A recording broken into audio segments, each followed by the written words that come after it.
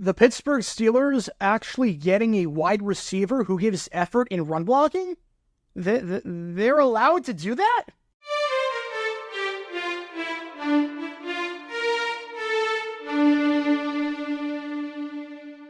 Welcome everybody to JG9 News. We talk all things NFL all the time. I'm Jaguars here and I representing the 904 from the 602. And today, we're talking about these two teams behind me right here. The San Francisco 49ers and the Pittsburgh Steelers, because Brandon Aiyuk, the saga with him continues. The former first-round pick out of Arizona State, entering his fifth season in the NFL. He's got the fifth-year option, but this is his last season on that rookie contract, and it doesn't seem like the San Francisco 49ers at this very moment are going to re-sign him because it would cost a lot of money. So they're looking at trade partners. We talked about the Jacksonville Jaguars being a trade partner. Multiple sources said the Jaguars were interested in Aiyuk.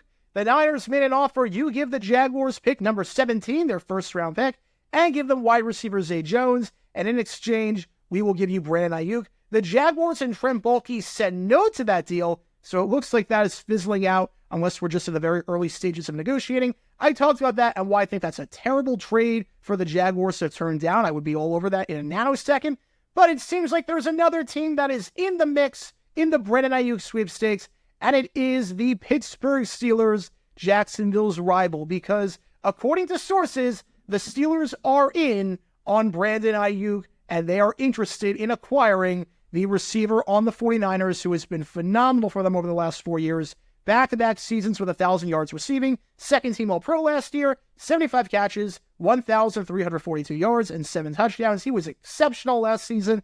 It was just very tough to make a Pro Bowl in the NFC because of how stacked it was a wide receiver, with guys like CeeDee Lamb and Amon-Ra St. Brown. But over his career, 269 catches, 3,931 yards, 25 touchdowns. He is an incredible receiver, top 10 receiver in football, at minimum top 15, and the Pittsburgh Steelers, needing some help at wide receiver, are interested. Now, we've talked about the Steelers being in on Aiyuk for a bit. Dilla put out a tweet last week when we were talking about the Jaguars being in on Aiyuk and said that the team in black and gold that the Jaguars hate, the Steelers, are also interested in his services. And now 1 week later, it seems like there is more smoke, there is more fuel to this fire, because according to a reporter on 93.7 The Fan in Pittsburgh, who's got over 100,000 followers, he's followed by a lot of credible sources, it says that the Steelers have looked into 49ers wide receiver Brandon Aiyuk. He's entering the last year of his contract. Steelers would have to execute a sign and trade. They're obviously not going to do it for a rental, but they have shown interest. Now, here's the thing with the Pittsburgh Steelers and why this makes more sense for them than it does for Jacksonville, and why I could absolutely see the Steelers executing this trade versus Trent Baalke and the Jaguars. Number one, the Steelers need wide receiver help badly. That's not to say that Jacksonville doesn't need wide receiver help, but the Steelers need a lot of wide receiver help. They traded Deontay Johnson to the Carolina Panthers, which was the right move. It seemed like the relationship was pretty strained in Pittsburgh, but it does mean that outside of George Pickens, they have no one on that team. They have no one outside of Pickens. There is no receiver currently on the Steelers that had 200-plus receiving yards with them last season. That wide receiving unit right now, as of this very moment, not saying it can't change in the next week, not saying it can't change during the draft, but as of this very moment, you could make the legitimate argument that the Steelers have the worst wide receiving unit in football.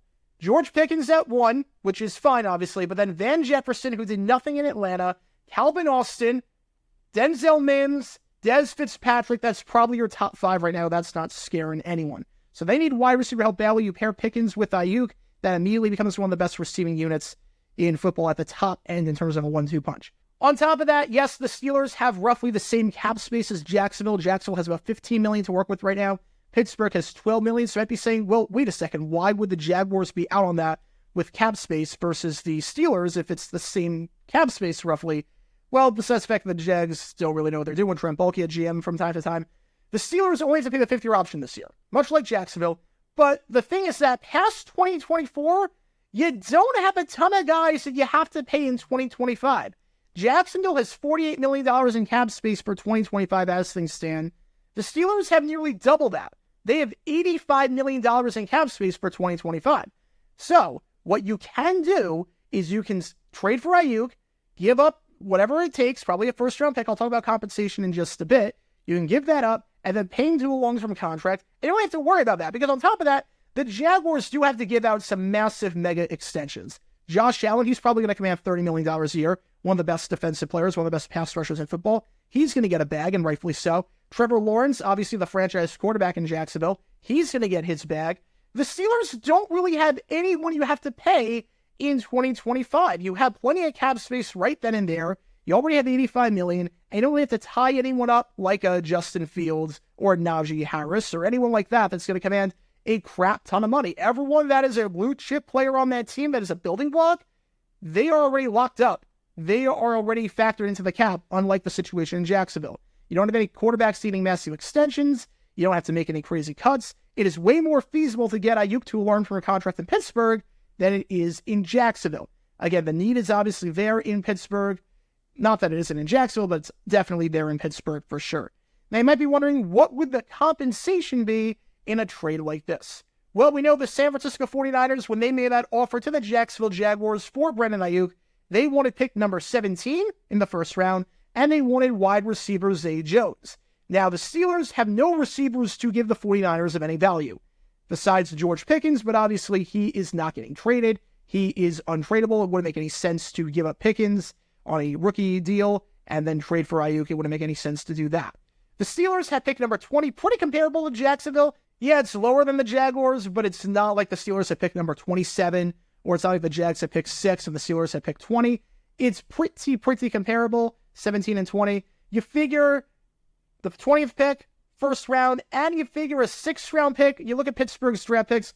They don't have a 5th round pick. They traded that to the Los Angeles Rams in exchange for some draft picks in 2024 and 2025. They have 2 6th round picks. You could definitely put one of those into the Brandon Aiyuk trade. So compensation shouldn't be an issue if they want to give him the first round pick, which again, I can absolutely see them doing for a receiver of his caliber, because in the draft, you just want to get guys that are like Brandon Aiyuk. You can actually get Brandon Aiyuk and you can sign him to a long-term contract. You can sign him to that deal and not face a ton of cap pressure whatsoever compared to a team like Jacksonville, where you definitely have to restructure some guys, have to make some moves. Again, not saying the Jags shouldn't do it. They should absolutely do it. But they would have to get rid of some guys like probably Roy Robertson Harris, Devon Hamilton. They'd have to come off the books starting in 2025. Pittsburgh, you don't really have to do that. Pittsburgh, you can sign Aiyuk to a long-term deal and not really have to worry about it, all things considered. So Brandon Aiyuk to the Pittsburgh Steelers, and if that wasn't enough, if we want to add some more fuel to this fire, Brandon Aiyuk tweeted this out earlier today. Now, keep in mind, Brandon Aiyuk does not tweet a lot. His last tweet was April 30th, 2023. It has been about 11 months since Brandon Aiyuk put out a tweet. But he did put out this tweet earlier today, breaking his Twitter hiatus. Didn't break it for any Super Bowl games, didn't break it for the season, didn't break it for anything else, but he broke his hiatus today and said, at Coach Tomlin, they sang we twins. What you think? Eyeball emoji. So, Brandon Aiyuk definitely knows.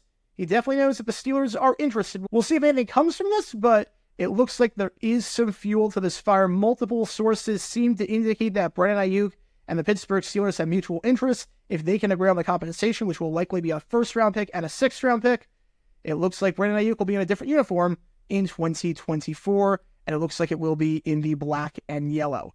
But what are your thoughts on this? Do you think Brandon Aiyuk makes sense for the Steelers? What do you think the draft compensation should be? Do you think the Steelers will give up their 1st round pick? Do you think Aiyuk stays in San Francisco? Do you think they work something out? Let me know your thoughts in the comments down below. That's going to do it for this episode of JG9 News. Be sure you like and subscribe. It helps the channel out a lot. And be sure to check out my main channel, Jaguars9, where we talk all things NFL history all the time. Until next time, this is Jaguars9 signing off. And as always, go Jags.